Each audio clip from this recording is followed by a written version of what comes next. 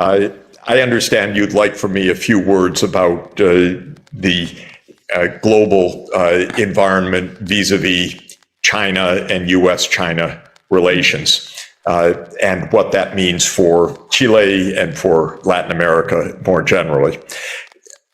I think the situation is rather straightforward, and that is that China has had a tremendous economic success over the last 45 years, really since Deng Xiaoping came to power in 1978. This has propelled China to be the world's largest trading power and one of the most dynamic and innovative economies in the world today. And this has led to geopolitical tension with the United States primarily, but a tension that economists should not respect, because economists believe in win-win, and I believe China's gains are good for the United States and good for the world. But if you are a geostrategist in the United States, you believe China's gains are bad for the U.S. because of diminishing relative U.S. power. There's no doubt the U.S. power in the world is diminished. There's no doubt that China is another option for countries. There is no doubt that most of the developing world does not want a U.S.-led hegemony anyway, but it was living with one, or at least with the U.S. intention of one. And the rise of China changes this fundamentally, because now the balance of power is much more dispersed. The BRICS countries have an output when measured in purchasing power prices that is even slightly larger than the G7 right now. Of course, the BRICS have many more people than the G7, so the per capita income in the G7 is much higher. But just the BRICS is a larger block, around 32% of world output compared to 31% of world output of the G7.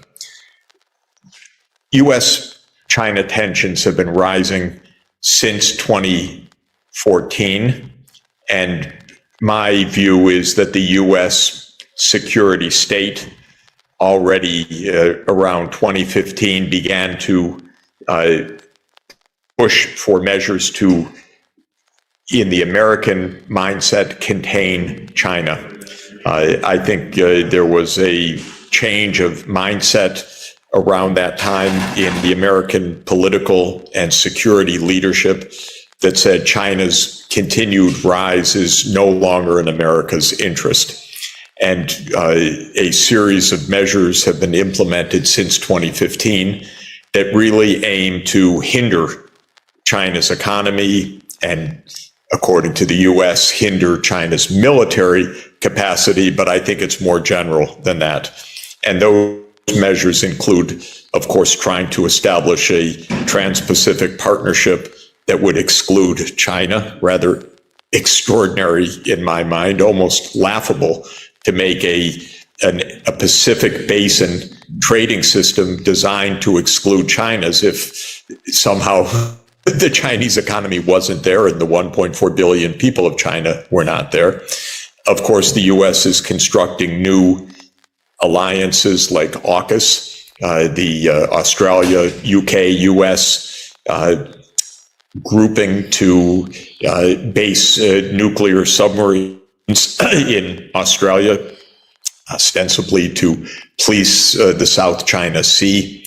The U.S. has imposed technology barriers on China, financial barriers on China. The U.S. has targeted leading Chinese enterprises like Huawei and ZTE. The U.S. is going after TikTok, and now it's going after the cloud services of Alibaba and other major tech companies in China. So Why is it doing this? In my view, it is mainly a misguided and a dangerous approach to try to maintain U.S. predominance over China.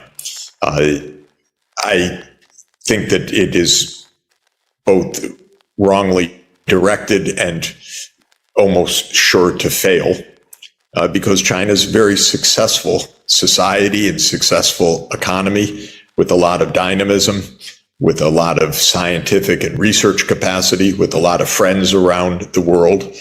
And the U.S. idea of dominance is not very attractive to most of the world. Most of the world would like good relations with the U.S., but not a U.S. that is dominant. I don't know of countries that are willing to make sacrifices for U.S. dominance other than the close U.S. allies. So when it comes to certainly Chile or Mercosur, Latin America more generally, or UNISUR, the goal for sure is to keep good, open trade relations and financial relations and technology relations with China, and to aim to do the same with the United States and with Europe. I don't think that there is any remotely sensible policy other than the South American countries saying, of course we trade with China normally, of course we're partners with China, but we're also partners with the US and Europe, and we see absolutely no reason to choose sides, and we don't want to be pushed to choose sides. I personally see nothing nefarious in any of China's initiatives, whether it's the Belt and Road Initiative or others, and I don't believe the Western press, which I regard as mostly propaganda, that the Belt and Road Initiative is a debt trap or Chinese companies are especially harmful to host countries and so forth. So I don't view this as a complicated question, actually, in its substance. I see the U.S. changed its attitude. And when I say the U.S., I mean the security establishment, which runs the U.S. government foreign policy, changed its attitude to China 8 years ago. I do not believe that China provoked that. I don't think it was in response to hostile action from China. I think it was in response to China's success rather than to hostility from China. So I would encourage Chile and Latin America to keep open trade. Every day I say in the United States, maintain relations with China, stop trying to provoke a conflict over Taiwan, stop sending arms to Taiwan. Don't do in Taiwan what we did in Ukraine, which was to create the provocations that led to war, because I also believe that the Ukraine war was caused by U.S. provocations, not by Russian imperial design. Of course, most American leaders violently disagree with me, or maybe not violently, but strongly disagree with me, but I'm old enough that I understand them at this point after almost 50 years of watching U.S. foreign policy, and I think they're wrong, and I think they're provocative. And I don't want them to do the same thing in Taiwan that they've done in Ukraine, which is pump in a lot of arms and then express surprise when a war starts. But that's a possibility that would be a terrible possibility. I believe the U.S. sanction regimes in general are illegal. I do not abide by unilateral coercive measures. My understanding of international law, as reflected in annual votes by the UN General Assembly, is that such sanctions policies are not valid unless adopted by the UN. So I would hope that Latin America would not get trapped in sanctions regimes, but basically would also take the position that nobody can sanction Chile's trade with China. And by the way, Chile's trade with Russia or others, though it's not as important. because if there are to be such sanctions, they're only valid if they're undertaken under the UN Charter, essentially by the UN Security Council. So that's my general view. And my general belief is that trade between South America and China should be strong, and I think it will be mutually beneficial. Latin America, of course, has a resource base which is very complementary to China's. China likes wonderful wine, great fruits, minerals, many wonderful things that Chile specializes in producing. It needs those things, and I think that it will trade and help enrich Chile doing so.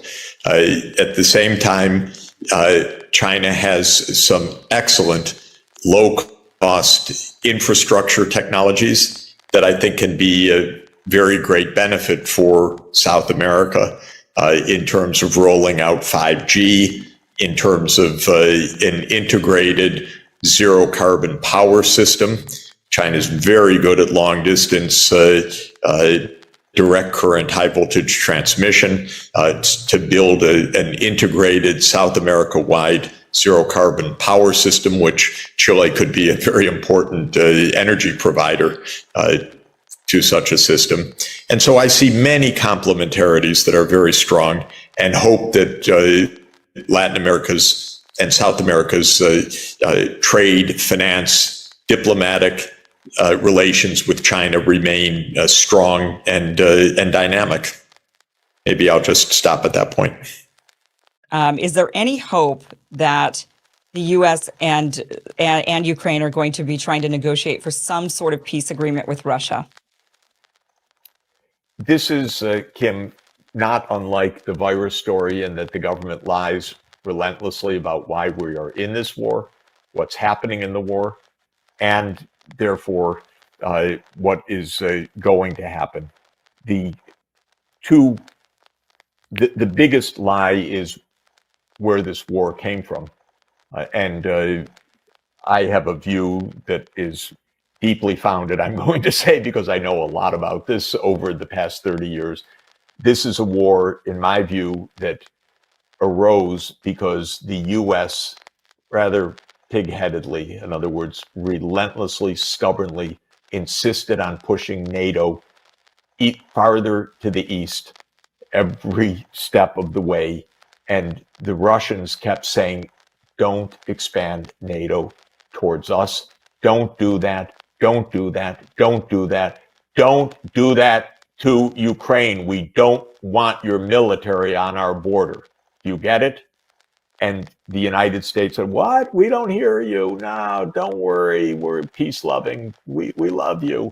We want to destroy you. We want to decolonize you. We want to break you up. We want to do all sorts. But we love you. And we never go to war except in bombing Belgrade for 7 straight weeks. And oh, yeah, and Afghanistan we occupied for 15 years as NATO. And the Iraq war was unprovoked. And yeah, we tried to overthrow your ally, Assad, with the CIA regime change operation. And oh yeah, NATO took out Gaddafi. And yeah, we are placing missiles nearby you in Poland and Romania because we unilaterally abandoned the anti-ballistic missile treaty. But we're peace-loving, and of course we're going to move NATO right up to your 2,300-kilometer border, and not just in Ukraine, but we're going to do it in Georgia. Fascinating, by the way. People, please take out a map and look up Georgia, not the one next to Florida, but Georgia in the Black Sea, on the eastern boundary of the Black Sea, because that country is not a North Atlantic country. So why would it ever be in NATO? And yet the United States wants to push NATO to Georgia. And if you look at a map, I can explain in 30 seconds why that is, because the intention of the United States is to surround Russia in the Black Sea. Ukraine, Romania, Bulgaria, Turkey, and Georgia creates an encirclement. And Russia's naval fleet, the Black Sea Warm Water Naval Fleet, is in Sevastopol, Crimea. And it's been there, by the way, since 1783. And there was already one major war in the 19th century between 1853 and 1856, where the British had the idea, get rid of that naval fleet. And in the late 20th century, Zbigniew Brzezinski had the same idea of surround Russia by getting Ukraine into the Western camp and actually into NATO. And then Russia ceases to be a major power, is their theory. Well, to make a long story short, this is the major reason for this war, and we've never been told the truth about it. And that is really devastating. Second, closely related issue is that in February 2014, the US conspired to overthrow the government of Ukraine, and it did so. That's not a good move. If you're trying to push NATO and there's a president named Viktor Yanukovych who wanted neutrality, and you get together with forces inside the country and you support the overthrow of Yanukovych, the violent overthrow, not a good look. That's when this war started in February 2014. And then if you look at the real sequence of events, not the mind-deadening repeated mantra of the US government and the New York Times and blah, blah, blah, that this is an unprovoked attack that started in February 2021, 2022, excuse me, which is a nonsense. This isn't an unprovoked attack, and it didn't start then, it started in 2014. But in 2019 onward, the US poured in armaments to build up a very, very powerful army. And when Biden came in, he doubled down on this whole thing because Biden and his team, Sullivan, Blinken, Newland, have been part of this story since 2014 and really before, because Biden's always been an advocate of NATO enlargement. Biden's got some dark side still to be explained about Ukraine as well because of Hunter's involvement. We don't know what that is yet, but there's something not good at all about that. But I think Newland has been on this case of NATO enlargement. She was actually the ambassador under Bush Jr. in 2008 to where? To NATO. In the 2008 meeting, when the US pushed the proposition and forced everyone to agree that Ukraine would become a member of NATO. So Newland's been part of this story from way back when, from the Cheney Bush days, and she continued through the Obama administration days as the point person for the overthrow of Yanukovych in the US government and for the NATO enlargement issues. And then we started arming Ukraine heavily, especially in the late 2010s.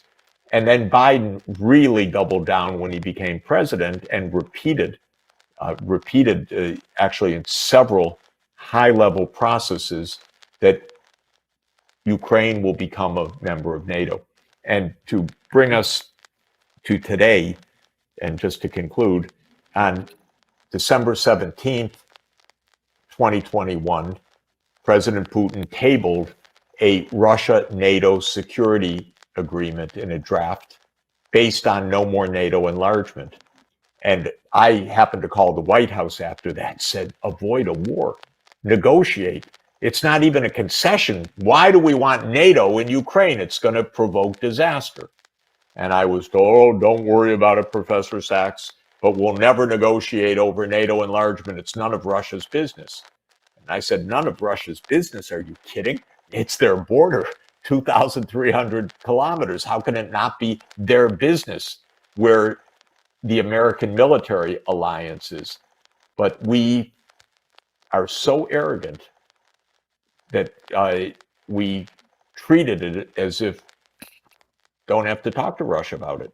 Then, as soon as this special military operation was launched in February 2022, Zelensky said, okay, we could be neutral. And they actually exchanged documents, drafts, and negotiated a peace arrangement a year and a half ago in March 2022. And I talked to the negotiators, by the way. I talked to the mediators, the Turkish government, in detail. And you know what happened? The United States came in and told Zelensky, no, you don't agree to neutrality. You fight on. We have your back. You're going to win. You defeat Russia. Okay, now there are hundreds of thousands of Ukrainians dead. This counteroffensive of June, July, August, and September is a killing field. Ukraine doesn't have the weapons, the manpower, the training, the air cover, the artillery to do this, even if it were desirable to do. They don't have it, so they're getting smashed. And Biden doesn't have the gumption to say, you know, this was a terrible blunder. We need to agree that NATO won't enlarge and save Ukraine, but rather, oh, we're all with you for as long as it takes, meaning how many more hundreds of thousands of Ukrainians dead as long as it takes? Oh, come on, I'm 68 years old. I know what it means as long as it takes. It means some moment the U.S. leaves. That's what it means as long as it takes. With a lot of dead in Ukraine, in a country that has been absolutely pummeled by artillery nonstop, basically, on both sides since February 2022, but with a lot of shooting and killing that took place since February 2014. This is terrible. This is destroying Ukraine. This isn't protecting Ukraine. And so this is the real story. But again, the government lies to us. We don't get to debate it. And if you say it, you know, you're a Putin propagandist, you're called. But I have written an op-ed in the last couple of days that I've put online where the Secretary General of NATO himself, someone I know quite well for a long time, Jens Stoltenberg, said when he was speaking in the European Parliament that Putin went to war to stop NATO enlargement. But we don't have to negotiate with him. Well, great favor to Ukraine. It's interesting. I'm just looking at this map from what you're saying, and NATO has nearly successfully, completely cut Russia off from various bodies of water. I mean, you've got the Black Sea, what you're mentioning, and if they could get Georgia and the rest of Ukraine, you know, then they'll have every other area around that Black Sea, the Baltic Sea as well. They've cut them off from the Baltic Sea with Finland. These are choke points. Yeah, right. Why do you think they're trying to do that? Why cut them off from the Black Sea or the Baltic Sea? I'm curious if the Caspian Sea is next. I mean, is that what you think they're going to go after that one as well? Look, I don't know if you have used to play Risk. Do you know that board game? Yeah. It was a board game of my youth. The idea was to have your piece on every part of the world map. Then you had taken over the world. Well, that's the neocon vision. They're playing Risk at the expense of vast numbers of deaths in many parts of the world. They want to have the U.S. military or subservient governments or supplicant governments or pliant governments everywhere on the map of the world.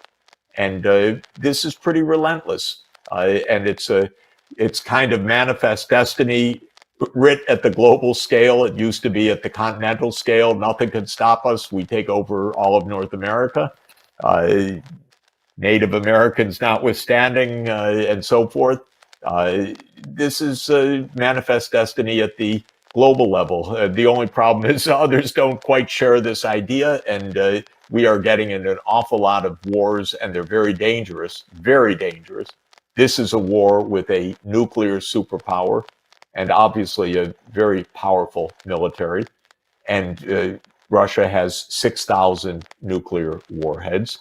and they're gunning after China, at least a lot of politicians in Washington. I think in the last few weeks, Biden is trying to pull back a little bit, I think, from the brink, but scared always of his right flank that he'll be attacked for being soft on China and so forth. But there are a lot of hardliners on China that seem really to be preparing for war. Can you imagine anything more reckless, stupid, unnecessary, potentially Armageddon than that? I can't. So all of this is mind-boggling to me, but the basic answer to your question is no rational reason other than that they think they're playing global hegemon and they need their piece on every part of the map. We now have a lot of more aggressive cross-border incursions by allied Ukrainian forces into Russia, along with Biden reversing himself yet again and saying he would send F-16 fighter jets after refusing. How do you assess the actual danger of escalation in terms of the possibility of some direct U.S.-Russia military conflict, even as an episodic misperception, and ultimately the longer-term risks of things like all-out war between the West and Russia? Well, the risks are extremely high because we have a very determined Biden administration that wants to keep escalating. Russia is absolutely determined to prevent NATO from enlarging to Ukraine for understandable reasons, in my view. It's a 1,900 kilometer border of Ukraine, and Russia does not want the U.S. military alliance on its border. And so as long as the Biden administration and the media that are absolutely supporting it and disguising the basic facts continue to push this NATO enlargement, we're going to have an escalating war. This war was completely avoidable. The party in this conflict that actually sought diplomacy repeatedly was Russia. Not something you'd read in the New York Times, actually, but the fact. And it was Russia that put on the table on December 17th, 2021, a draft U.S.-Russia security agreement to forestall the war. I actually called the White House. Soon afterwards, I said, you've got the basis to negotiate. Avoid this war.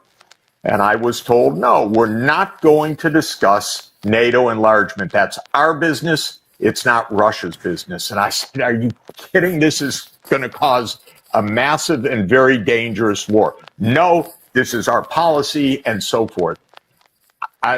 You could ask the question, if they did a little thought experiment, how would the Biden administration think about Russia establishing military bases in Mexico? Probably not thrilled. They probably wouldn't say, well, that's Mexico's choice. What are we going to do about it? So a little bit of thinking and empathy might have gone a long way. But we have heard almost nothing about it in your expertise, which I'm just amazed at day by day how the New York Times and other mainstream media twist all of this. I recently asked an assistant of mine, please do a scan for the last 2 years of the editorial pages of the New York Times. 26 times the idea of unprovoked invasion has been raised by the New York Times in its editorials, in its opinion columns of the New York Times columnists like Tom Friedman and others, and in the invited op-eds. And you just can't get a word in otherwise. You can't tell that readership you were just describing in Manhattan, where I happen to live, what's really going on. So this is the frightening part. And we're also told, Glenn, which is pretty damn weird, don't worry about nuclear escalation. Don't be blackmailed by this. My advice is worry and worry a lot. And if you have been around these issues for a while, and I have for decades, and I wrote a book about the aftermath of the Cuban Missile Crisis and Kennedy's successful quest to negotiate a partial nuclear test ban treaty with Nikita Khrushchev, you know, if you're not worried, you just don't get it, because you better be worried. And I'm very worried about this administration not getting it. You know, it was such a staple of Cold War culture, Cold War policy, that avoiding nuclear war was the single greatest priority as we were going around the world with these proxy conflicts against the Soviet Union. We managed never to directly engage them militarily.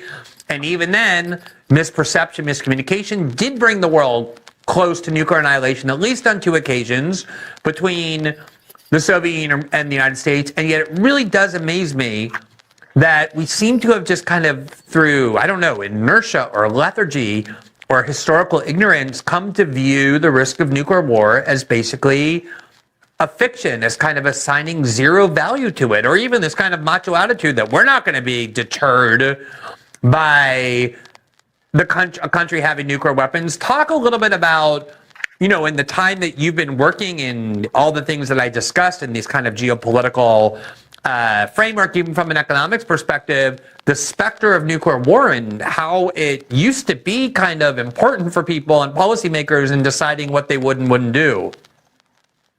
You know, there was one moment when Biden was caught on tape saying, you know, we're on a path to Armageddon.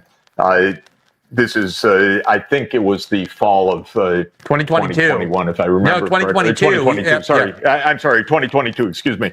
And, you know, he was excoriated by the press the next day, rather than anybody reflecting, oh my God, the president of the United States is saying this. He was excoriated. How dare he say this? You know, he let a tiny glimmer of the truth in. And then, of course, the whole idea was shut that up. Don't talk about that.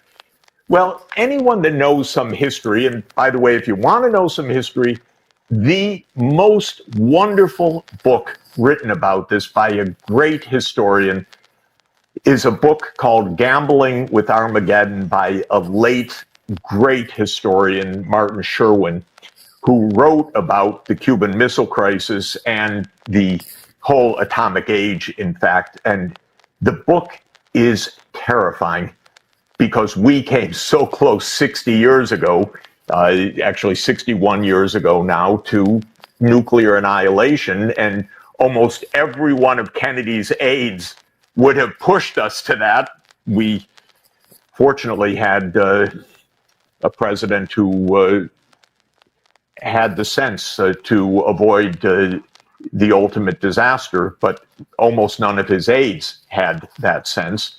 And what Sherwin recalls, and what we've learned from Dan Ellsberg and from so many others, is how close we've come and how easy it is to come close, because there are so many stupid people in our government. Believe me, this is something I can tell you absolutely. People who don't think, who are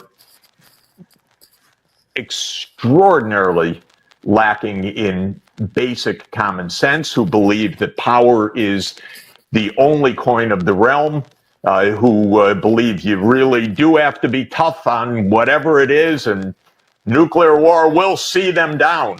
And all of this is extraordinarily reckless, and we're really in it now. And it's, of course, not just Ukraine. It's Nancy Pelosi flying to Taiwan.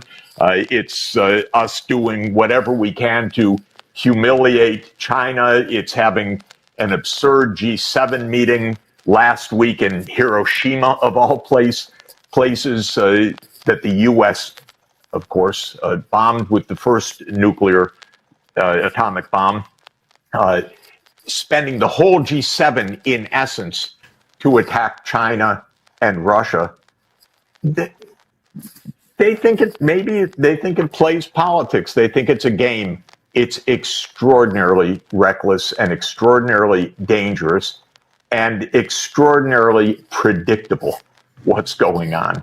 Yeah. Because the real diplomats inside the U.S. have been warning about this for decades. We're only finding some of it out by WikiLeaks and by disclosures such as Bill Burns, their CIA director, who was in 2008 the U.S. ambassador to Russia, and he sent a memo that everybody should read. For because in Condoleezza Rice. 2008, Yeah, he explained, my God, this NATO enlargement business is absolutely dangerous. And of course, George Kennan a decade earlier, and George Kennan was absolutely brilliant and understood already in the 50s how we could have gotten out of the Cold War. But certainly in 1997, he wrote an op-ed in the New York Times when they still ran such op-eds, that this whole NATO enlargement business was absolutely reckless. And what's interesting, when Kennan was writing that in 1997, I hadn't actually realized it until I went back and saw a reference to an article in Foreign Affairs by Zbigniew Brzezinski that I didn't remember, writing in 1997, laying out almost the precise timetable for how we were going to incorporate Ukraine into NATO. Now, this is years before Putin's president.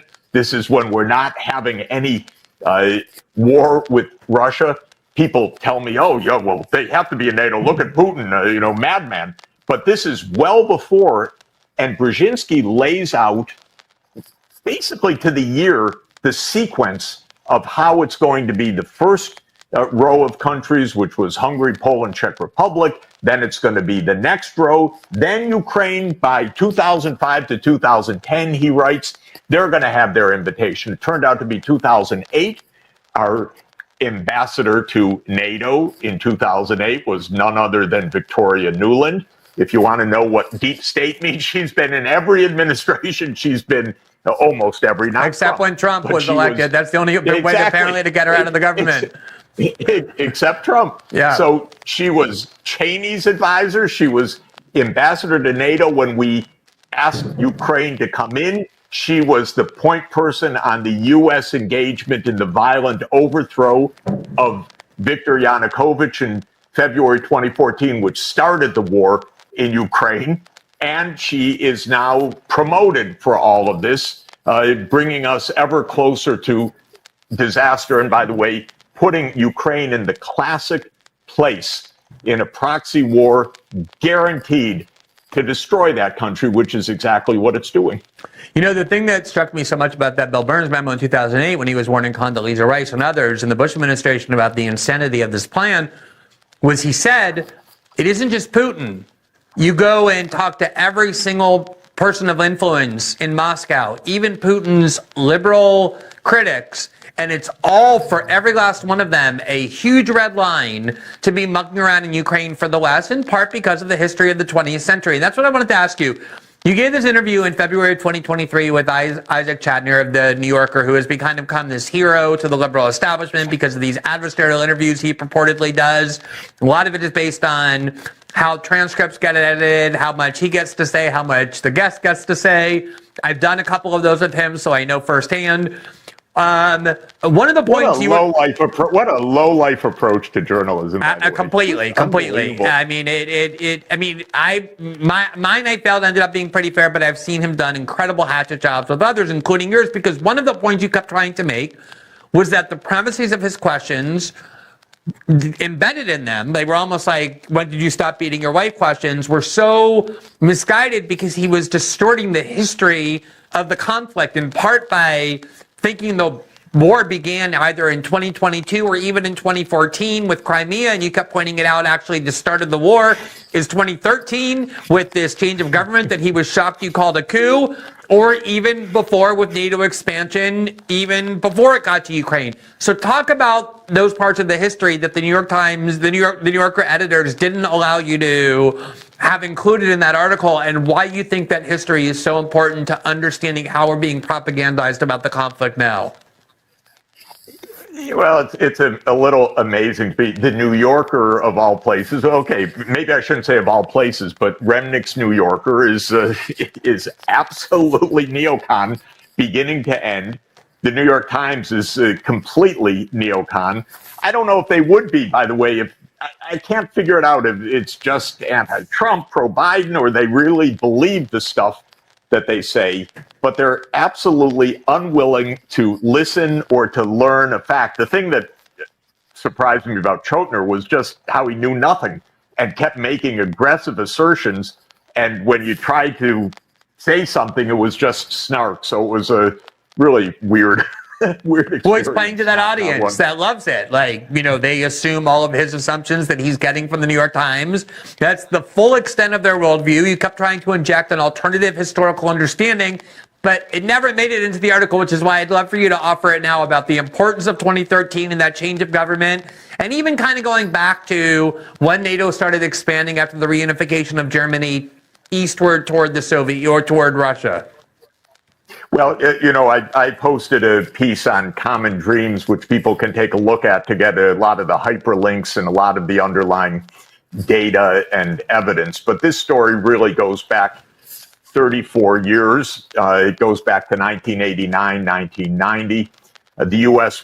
and Germany were both very clear to Gorbachev, who was a godsend for the world, by the way, because he really was a man of peace, and I was profoundly honored to try to help him on the economic side, though the White House was having none of it at the time. But in any event, Gorbachev believed in peace, and he unilaterally disbanded the Warsaw Pact, which was the Soviet side NATO, and Baker and Hans-Dietrich Genscher, the German foreign minister, repeated time and again to Gorbachev, and in many, many different forms, and so did the NATO Secretary General and others, we will not move NATO 1 inch eastward. We won't do it. Now, I spoke to a wonderful historian who is working on this right now, who tells me that in the archives he's come across in 1992, not only the plans for NATO expansion, but Ukraine already on the list for NATO expansion in 1992, when supposedly in the public there is no such thing as NATO expansion at all. But remember 1992, that was Cheney, Wolfowitz, and Rumsfeld in the Bush senior administration. I thought, what could be worse? Well, we kept learning things can get worse. Right. Even in the Democratic Party, the love affair with the so-called liberal hegemony. I don't know what the liberal part is, but I know what the hegemony part is. That has been Nuland's thing, and of course her husband Robert Kagan's thing for decades. This has been underway since the early 1990s. Now, the Russians have been saying, and Gorbachev said, don't move eastward. We want peace. We want openness. I was actually advisor to Gorbachev. I was economic advisor to Yeltsin. I was economic advisor to Leonid Kuchma, first president of independent Ukraine. I've seen all of these people. You know what they wanted? They wanted normal life. They wanted to stop the Cold War. They did not want crazy things. They wanted normalcy. And we wouldn't give it. What we said, normalcy, yeah, that's U.S. hegemony. That's U.S. indispensable power. That's U.S. we do what we want anywhere we want when we want it. And that has been the story all along. And frankly, I couldn't imagine it at the time because I was watching with my own eyes as a young guy. Suddenly, the world had a chance for peace. And peace didn't mean U.S. global hegemony. Peace meant normal cooperation, but we couldn't accept the deal of just being normal and cooperative. We had to say, now we lead on everything. And that's been the story since the beginning. Now, there are many steps to it. Clinton was the first violator of the promises, and Clinton's so inconsistent on everything, but this is one of the things he was inconsistent on. So the first NATO expansion took place under Clinton, and that was Hungary, Poland, Czech Republic. The next NATO expansion, 7 countries by Bush Jr. in 2004, Latvia, Lithuania, Estonia, Romania and Bulgaria on the Black Sea. So you had the Baltic states, you had Romania and Bulgaria. You're starting to, right up against Russia. Slovakia and Slovenia.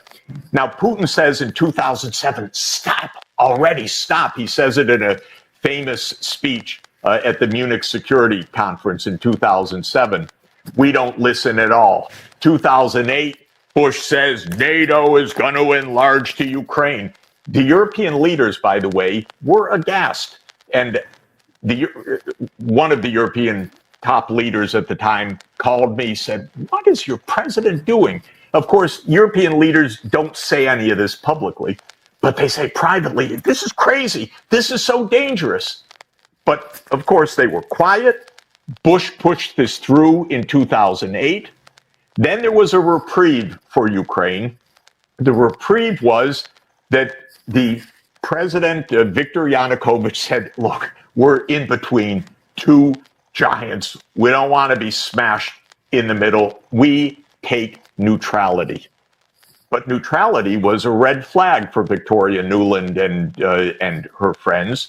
And so at the end of 2013, when demonstrations against the decision that Yanukovych had made to postpone signing an agreement with EU started protests, believe me, the U.S. covertly and overtly and every other way stirred that up massively. But in January and February 2014, they supported a violent insurrection that overthrew Yanukovych. And of course, notoriously, Nuland was caught on tape, something we don't talk about, but anyone go listen to it. She picked the next leader. She picked the new leader.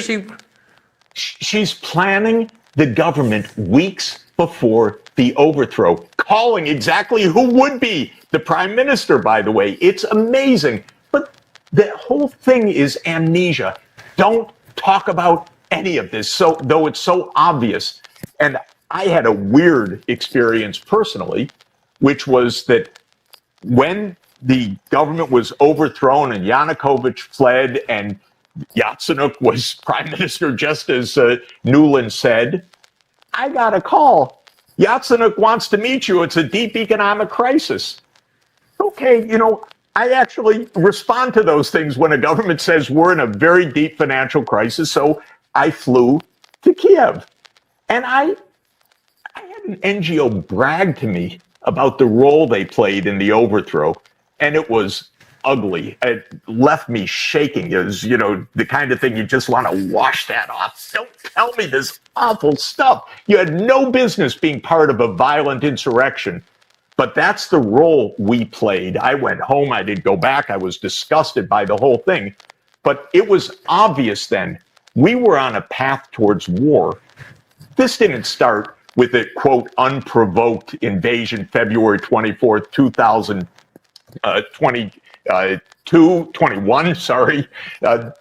22, excuse me.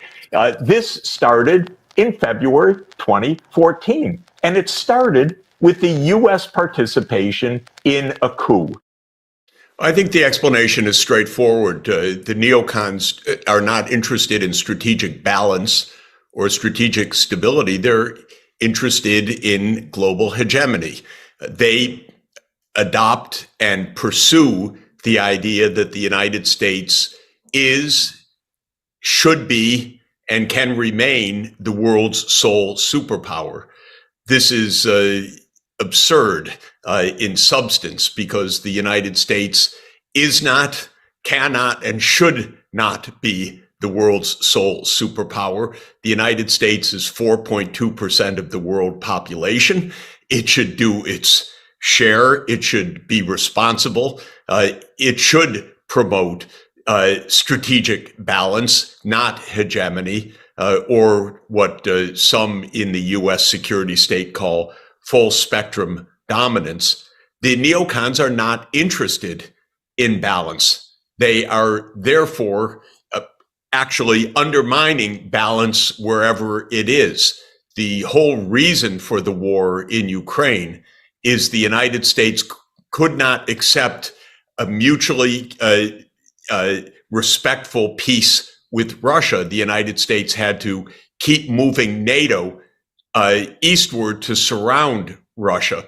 The United States does not accept a mutually respectful relationship with China. The United States wants to surround China with its military bases and military alliances. This is why the situation is so destabilizing, because the United States is not, and by the United States, by the way, I don't mean the US people, I mean the security state, which is dominated by this arrogance of unipolarity. They're not seeking stability, they're seeking dominance. And seeking dominance is not only, I think, immoral, but utterly impracticable, because the United States is not dominant. It is one of many powerful countries in the world, but there are many major powers in the world, and the United States seems intent to take them on. It won't succeed, but it will leave bloodshed, massive bloodshed, in the places that are trapped between the superpower fights, and Ukraine is the latest victim. It was a victim that was talked into its role by promises by the United States that we'll defeat Russia together. Of course, in the end, Russia is not defeated, but Ukraine is reduced to rubble. And this is unfortunately the American tendency. Now, where do you think leaves us this insight, like for neutrality and non-alignment, especially for countries that are really kind of trying to be non-aligned, not this kind of lapdog neutrality that Austria and Switzerland and Ireland are going, because they have already been captured pretty much by the ideology, by the same ideology. But those states in Africa, South America, and India and Southeast Asia that don't want to go along, I mean, this puts a target on them as well, right? The United States will see any kind of third-party policy as inherently antagonistic. I mean, these neocons, the Victoria Nuland types.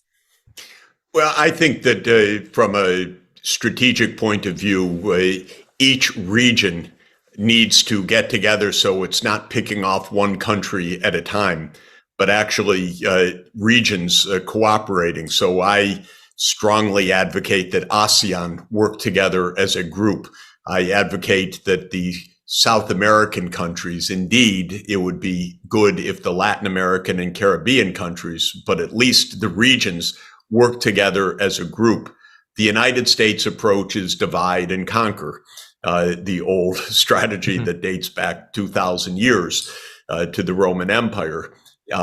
So it picks off Venezuela, and then it divides Latin America between those who are on the U.S. side against Venezuela and those who are on the Venezuelan side. But what, of course, is the right response for Latin America is don't be divided that way. If you are divided that way, everybody loses. Millions of refugees from Venezuela that came from a brutal and premeditated attempt by the United States to overthrow the Maduro government. And who pays the consequences? All of the region, of course, Venezuela first in a shocking collapse of the economy and social life, but Colombia and other neighboring countries that have become home to millions of refugees from Venezuela. So I'm extremely happy, although it's very difficult, that Lula is back in the presidency in Brazil, because Lula can bring together the Latin American governments to say to the United States also, look, we're not your enemy, but stop dividing us, stop trying to overthrow governments in our region, because we don't want that.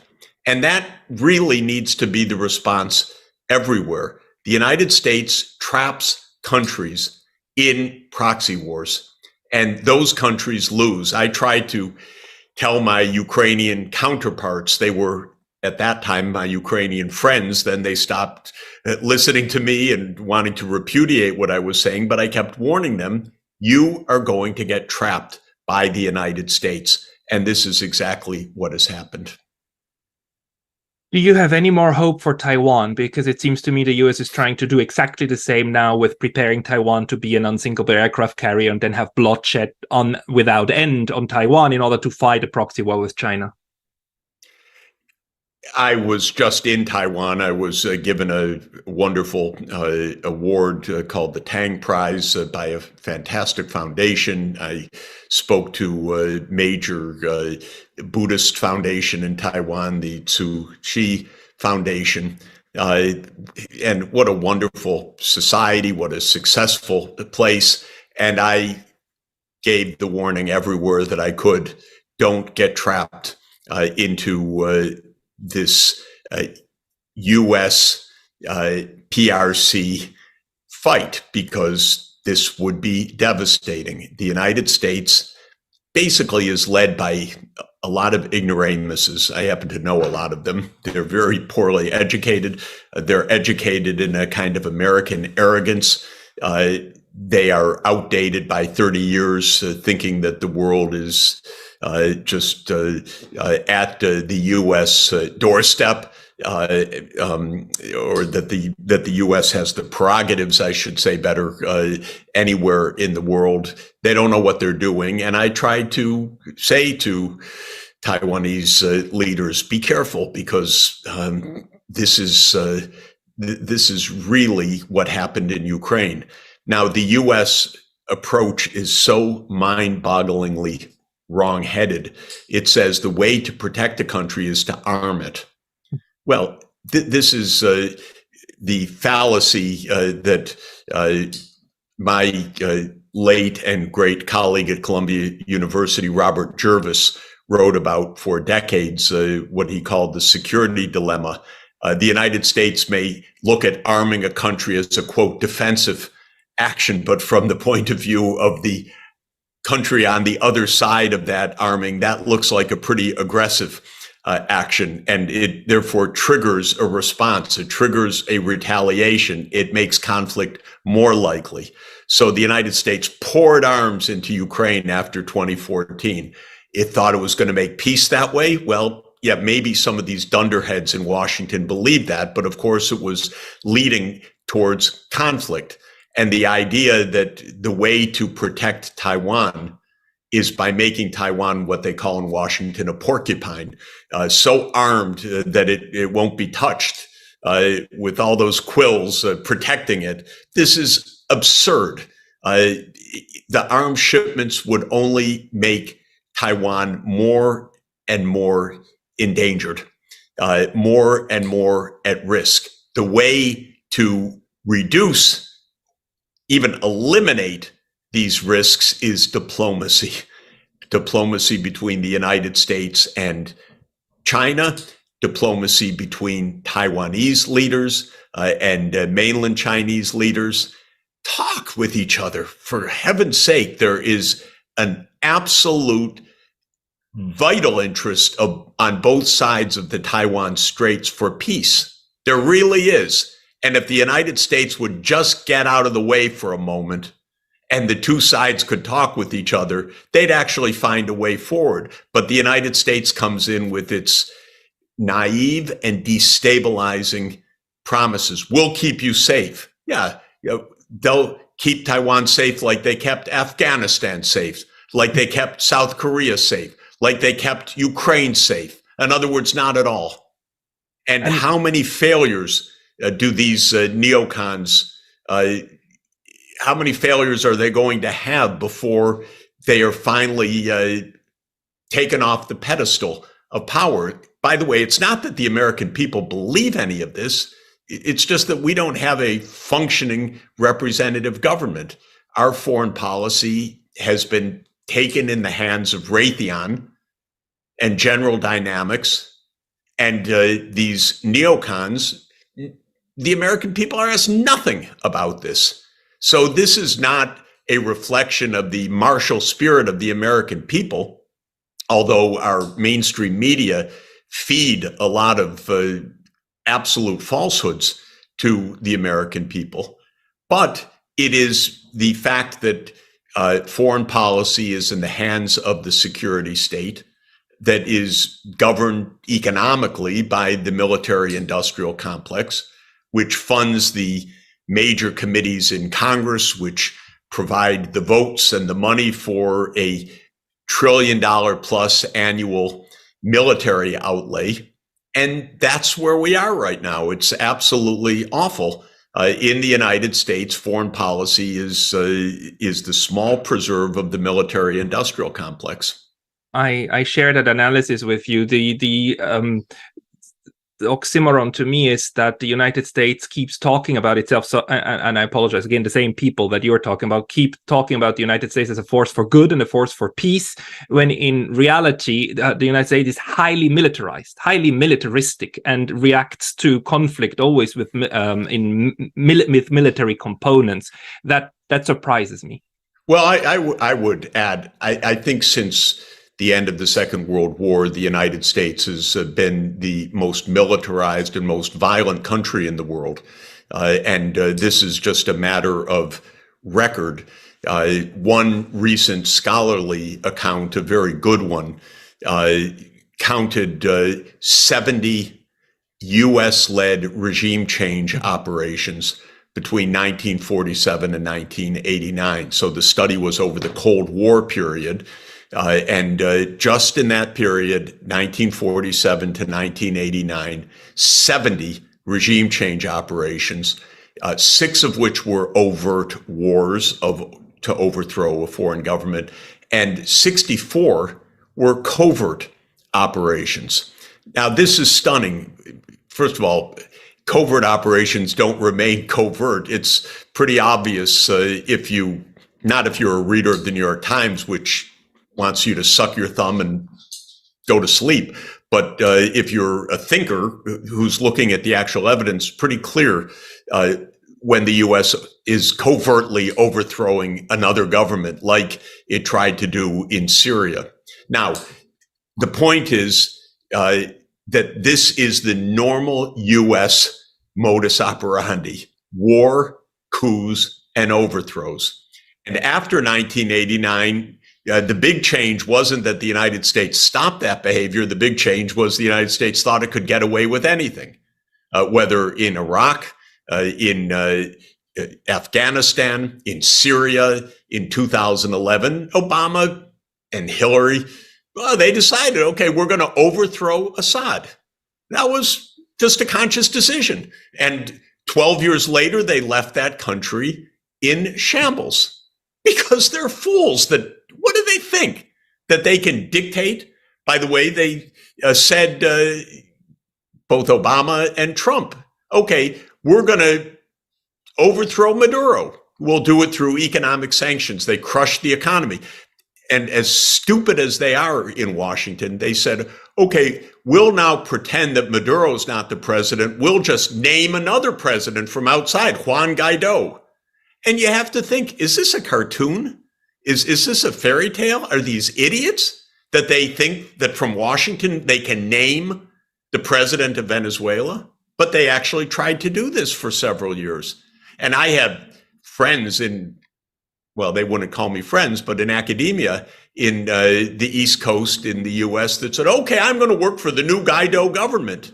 I said, Guaido government, because the US names him as president, he's suddenly president, you're going to work for him? Come on. So this is a deep and continuing tendency. The United States, it seems to me, forgot any kind of diplomacy. Diplomacy means you sit down and you negotiate mutual concerns. And by the way, to be successful, you show respect to the other side. And you try to listen to the concerns of the other side so that you can find a durable solution. That whole approach has completely gone. They don't even know how to negotiate. They have no interest in negotiating. They don't talk about it. This is amazing to me. And there is actually a new study that shows that the rate of foreign intervention of the United States picked up after 1989 and didn't slow down. So the idea that the end of the Cold War would reduce interventions is actually wrong. This can be shown now. And one last question to you. reconciliation with Russia. You wrote recently a wonderful piece on your homepage about how Kennedy would have made peace, and I mean John F. Kennedy. And in that piece, though, supposes two things. One, Kennedy supposed that the US and USSR were equals, and two, he supposed that both states wanted to make peace. Now, it strikes me that both of these assumptions are not true anymore. Or do you think the US thinks of Russia as an equal and as somebody that they want peace with, unless it is with Russia in broken up? Well, the neocons had a plan to try to either overthrow Putin or to so-called decolonize Russia. I mean, it's a vulgar thing. They didn't want to deal with Russia as a counterpart country for negotiations. On December 17, 2021, President Putin put on the table a draft U.S.-Russia security agreement. This was the last off-ramp to avoid the Ukraine escalation in 2022. I urge the White House, talk now based on that document. There's a lot in there that's absolutely valid. Most importantly, stop the NATO enlargement to Ukraine, which has no sense and which is a Russian red line for completely understandable reasons. No, we don't talk to any third party about NATO, is the US refrain. That means we don't negotiate, we don't understand diplomacy, we don't recognize Russia's legitimate security concerns. And you end up with wars this way. Now, I continue to believe to this moment that if Biden said the words, we will recognize Russia's legitimate security concerns in a legitimate peace agreement that also respects Ukraine's sovereignty, that respects America's security interests and Russia's security interests, we could actually get to a negotiated peace. And pretty quickly, it would be based on Ukraine as a neutral country. A fact that Zelensky himself noted in a brief moment in 2022 until the United States told him to stop noting that and demanded that Ukraine shut down the negotiations. So Zelensky actually came back to what had been the basis of Ukraine's independence, the basis of its constitution, and the basis of an effective foreign policy for Ukraine neutrality. He came back to that. The United States tried to shut it down. Well, of course, the US policy is failing badly, not for the first time, for continuously failing, because this is American foreign policy, but it's destroying Ukraine in the process. Can the two sides, US and Russia, actually still end this through negotiations, this war? Of course they could. Even today, I keep saying, to Biden, if you want to talk, I'll give you my Zoom link. You can make a Zoom link with Putin. Go ahead. You want to borrow my cell phone? Call him. Start negotiations. They're basically cowards in the US in the sense that they won't negotiate, because Kennedy put it right. He said, let us never negotiate out of fear, but let us never fear to negotiate. And they're afraid of negotiating in Washington, or they just forgot what it even means. So they don't have diplomats. I don't know what it is, but I've never seen anything like this. The absence of trying to find the way out of this disaster.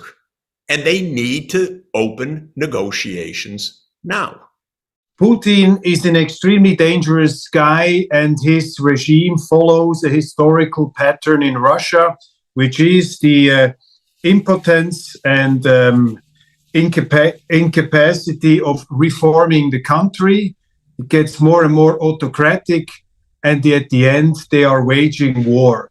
And this narrative that Putin is this highly dangerous guy who puts the opposition in prison, he is an aggressive dictator, it's an all-pervading view, even in reasonable circles in Switzerland. For example, if you talk to entrepreneurs, to people who have traveled the world, for them, just emotionally, this Putin is such a dangerous guy that they sympathize emotionally with this American containment policy or NATO enlargement policy. What would you say to these people who say, well, Professor Sachs, I mean, he's locking up the opposition, he's an autocrat, he has become a dictator, it's a terrible regime, we have to stop this man?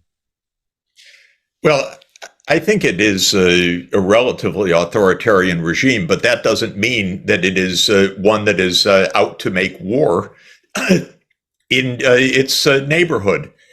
It's Russia that was invaded by the West so many times and by all these wonderful democracies. So this idea that, Russia's authoritarian and therefore militaristic and we're democracies and therefore is peaceful is preposterous. The most violent country in the world in the 19th century by far was Britain, the most democratic, but it used its internal democracy to cheerlead building a global empire.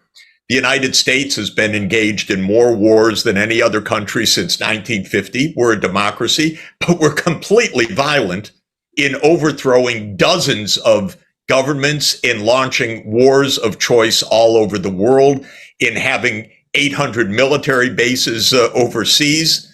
So it's simple-minded to say, oh, well, that's just a Russian tradition. Yeah, Russian tradition is to have been invaded by Napoleon. Russian tradition has been to have been invaded by Britain and France in the First Crimean War, which is, by the way, was fought on exactly the same principles as this war is fought, because the idea of Palmerston was blockade Russia in the Black Sea, destroy its military capacity, naval capacity in the Black Sea, surround Russia in the Black Sea, and Russia doesn't threaten our empire. That was Palmerston's idea, very clear. Basically, he was the great imperialist of his age. And he just wanted to go on, by the way, after the fall of Sevastopol in 1856, he wanted to go on to the Caucasus, just like expanding NATO to Georgia, by the way. Same model. Brzezinski just took the Palmerston model, because geography doesn't change. And Russia was invaded by Hitler and suffered more loss than any other place on the planet.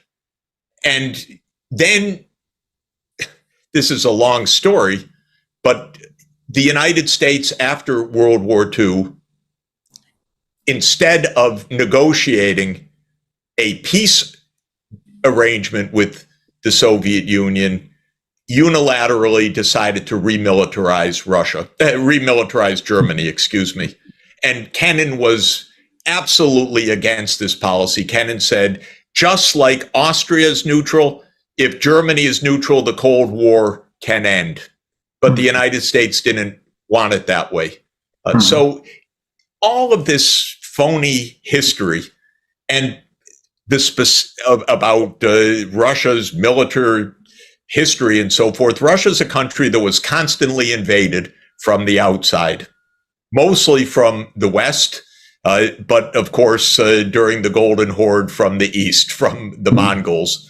And the issue for Russia in the mindset of the state leaders of Russia is we are threatened at our borders, period.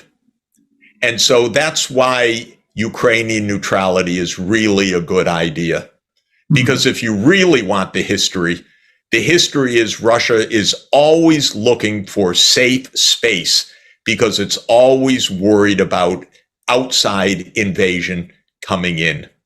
And now with respect to Putin, the truth is, even with all of the bad behavior of the United States in the 1990s, Putin came in as a friend of Europe and the United States. And anyone that knows anything about the early years of the 2000s knows that to be true, and I know it firsthand.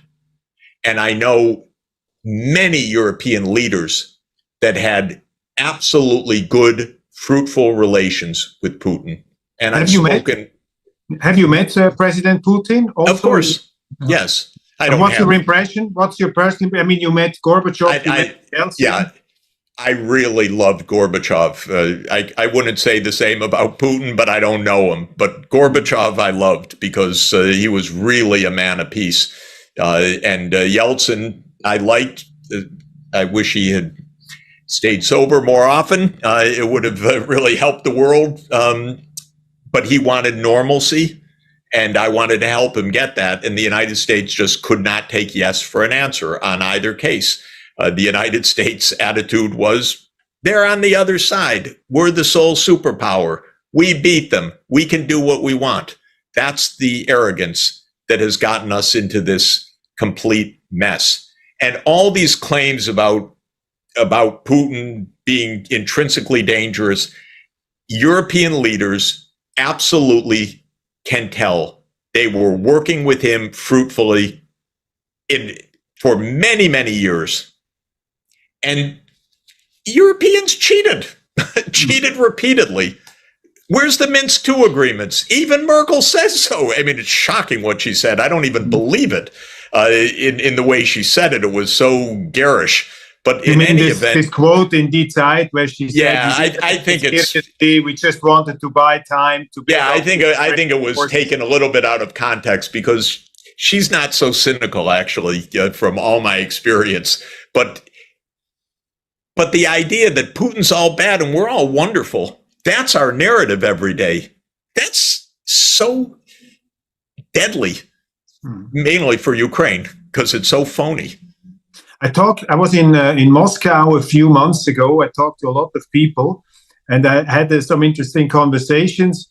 And one eminent scholar told me, you know, Putin has been too trustful of the West for too long. He was a westernized leader, and that was this man, I criticized Putin all the time for not being enough pro-Russia. He was too much pro-West.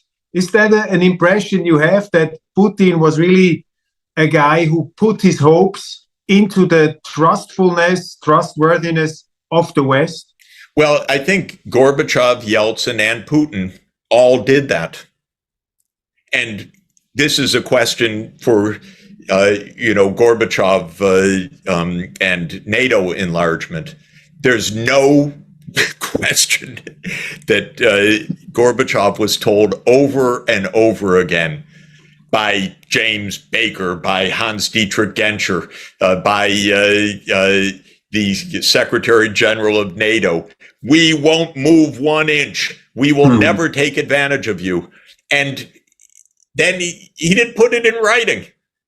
He really didn't put it in writing, but there's a huge amount in writing in the Western archival material about all the promises that were made, and they were all blown off immediately. So the West was really untrustworthy. And then in 1999, NATO bombed Serbia on a ruse, because it is a ruse. And if you really go to the deep story of the bombing and the internal competition between Madeleine Albright and Richard Holbrooke about who was going to be Secretary of State in the next administration, who could be tougher. Oh, it's unbelievable. We bombed Serbia for weeks. And that was a little bit of a downer, but even then, Putin stayed with us. Then in 2002, the United States unilaterally walked away from the anti-ballistic missile treaty. Even then, Putin stayed with us. I think the final blow was basically 2008, this NATO business in the Bucharest summit. I think that was really the end of any trust. But he went ahead with with Minsk, and I think he believed that the Normandy process of Germany and France would stand up and actually do something And we know that behind the scenes, the Minsk agreement was completely blown off by all of the powers that be. So I think that there are a lot of Russians who just view this completely the opposite of the way that we are fed in the Western media. I don't think you have to view it all one way or all another way, but you do have to step back and understand the history of this. And the most fundamental point I would make is Ukraine should be neutral, should have remained neutral, should have, and we should have listened to a valid Russian red line. And I will emphasize both red line and a valid one. We would never tolerate Mexico joining a military alliance with China or Russia, no matter what open door, what principles, never. And it's perfectly understandable that Russia also would not tolerate this. And by the way, again, just to beat what should be obvious to completion, Bill Burns, who is a very intelligent person and now our CIA director, ambassador in Moscow. In 2008, he wrote the clearest possible memo. Niet means niet. Don't do this NATO enlargement. It's not just Putin, it's the entire Russian political class. Everybody objects to it. The academics, the scholars, the scientists, the politicians, the pro-Putin side, the anti-Putin side. Everybody is against this. And as typical for the U.S., first of all, the memo was secret, so the American people were never told anything. Second, it was only revealed by Assange, by WikiLeaks. So that's why we have to lock up Assange, because he told Americans the truth. Third, even when it's there now for everyone to read, because you can just go Google it and read it, the New York Times wouldn't dream of mentioning it in all of the commentary about this war since 2014, much less since 2021. Amazing. Going back to the war, how big is the chance of a nuclear escalation or some other forms of escalation? For example, if the Ukrainian forces would really crumble, would NATO, would the Americans just stand by and let Putin win this war? And on the other hand, do you see any perspective of tactical nuclear weapons, deployment by the Russians? How is the escalation danger of this war at the moment? When Obama talked about escalatory dominance of Russia, he meant that if Russia were imperiled, it would escalate to nuclear war. I believe that to be true. And it's been said countless times now by Medvedev, by other Russian leaders, in not so hidden terms by Putin, and so on. If Russia were deeply endangered, it would escalate, and up to and including nuclear weapons used in Ukraine. If Russia were to lose Crimea or to be threatened to be overrun in Crimea, which is the direct war aim right now of Ukraine, probably not achievable, and its infeasibility probably keeps the world alive, because if it were feasible, or if the United States and UK somehow made it feasible through, say, NATO jets directly flying missions to support Ukrainian infantry, something that's not unthinkable, there would be a real chance of nuclear escalation. This is clear. The barrier between non-nuclear and nuclear is not very bright is not a very bright line. History has told us repeatedly. We have come close to nuclear war on several occasions, and there are generals in the U.S. who believe in using nuclear war. We don't have a no first strike policy. And Russia is on tenterhooks about the possibility of being attacked. So terrible accidents can happen, miscalculations can happen, or massive failures on one side or another can happen. And right now, it seems less likely that it would be a result of a collapse of the Russian military that would lead to this. You raise a very good question. What if Ukraine were to collapse on the other side, which is a real possibility? What would the West do? And by the West, all we mean ever is the U.S. security establishment, because there is no other independent voice except the UK standing and cheerleading whatever the U.S. says, do 10 times more, because they still love their empire. But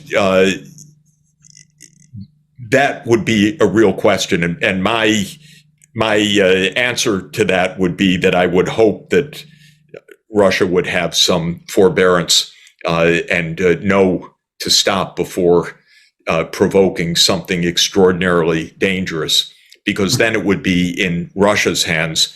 And there's a wonderful quote, which I'm just looking up right now, a famous line from Kennedy's famous peace speech on June 10, 1963. He said, "Above all, while defending our own vital interests, nuclear powers must avert those confrontations which bring an adversary to a choice of either a humiliating retreat or a nuclear war. To adopt that kind of course in the nuclear age would be evidence only of the bankruptcies of our policies or of a collective death wish for the world." And I may have garbled a word or two. We can correct it in the, but the point is, what I find remarkable about that statement, and I've not only studied that speech relentlessly, but wrote a book about it, actually. Kennedy talks a lot about all the dangers, but he says above all. And when saying above all, he really means above all, avert those confrontations which put a nuclear power at the choice of a humiliating retreat or a nuclear war. And we don't seem to understand that almost at all. Mm-hmm. Or there are enough cheerleaders that say, "Oh, it's a bluff. Don't worry about that. Don't be nuclear blackmail," and so on. Kennedy's telling us something extraordinarily important. He lived through the missile crisis. He and Khrushchev enabled the world to survive that crisis. And what he's telling us above all is avoid such confrontations. And the U.S. is incompetent in this right now, in that I'm told when I complain to senior politicians in Washington about the dangers, they tell me privately, no, Jeff, believe me, we're telling the Ukrainians, don't take back Crimea. That's not the U.S. goal, and so forth. That's what I hear, quote unquote, privately. But of course, the Ukrainian goal is we're going to take back every inch, including Crimea, and so on. So who's telling the truth in this? The answer is nobody knows, because it's all a large group of people, each playing their own game. It's extraordinarily dangerous what's going on. Could it escalate to nuclear war? Yeah, damn sure that it could, without question. What is, just to nail it down, what is at the moment, in your eyes, what does Putin want? What is his primary objective, or what is his goal at the moment, if you would try to characterize that? What does he want now? I think he wants Russian security. He wants to make sure that NATO never comes close to the border with Ukraine. He wants Biden to say that so that this isn't, and to be part of a globally recognized commitment. And he wants to hold Crimea for sure. And what's now, harder to assess is territorially, what about the rest? Because after, again, losing tens of thousands or even hundreds of thousands of people, who knows, at what was not originally a territorial war, we don't know what we don't know what it is exactly right now. The Russians have just said again a couple of days ago that their aims are no NATO enlargement, holding the territories that they've annexed, which means the 4 regions together with the Crimea, and denazification of the Ukrainian government, whatever specifically that means. What do I think is at the core of this? I think at the core of this is, as I keep saying, one is the Russian border and NATO. That, to my mind, is the most decisive element of all. Second is Crimea, which is never going back. And interestingly, and third is something about the rest of the territories. I don't think that Kherson and Zaporizhia are, profound issues for Russia, though they now have been annexed and so on. The Donbass is much more complicated. What was on the table a year ago was much better than what's on the table, what is easy to achieve in negotiations now. What was on the table in December 2017 would have kept Ukraine basically whole, except for Crimea, and peaceful. And that's what should have been accepted at that moment, because the agreement was there to be made. And that's when I begged the White House, negotiate now, because what Putin is saying is absolutely reasonable within our negotiating sphere. What does President Biden want? What would you say is the primary goal of the United States government? Right now, he wants to win re-election. I think that's the primary goal. The second goal is not losing face in the Ukraine. Yeah. Let's put it this way. Obviously, Ukraine is not an existential issue for the United States. It's not even close to the issue that it is for Russia. So what does the United States really want? Biden, first of all, wants to win re-election. So many of our wars are paced by the political cycle. This is the most basic point. And just like the Vietnam War kept going on and on and on because there was always an election coming, this is the main point.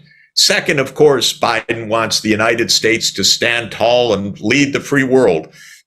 So he doesn't, in principle, we got a lot of people in the U.S. political class who really believe, hell, no one can tell us what to do, where to go, where NATO should go. We don't have to listen to any of them. And then there's a group that really believes, I think it's almost a kind of madness, but I mean, it is a kind of madness. We got to stand tall in Ukraine because we have to send a strong signal to China. That's actually a group. That's actually a view by people who are chronologically grown-ups, although intellectually, I would say, disgraceful because the confusion on these issues is so unbelievably huge. But that's also another view. But what does Biden really want right now? He wants to get out of this without losing political support. That's what he really wants.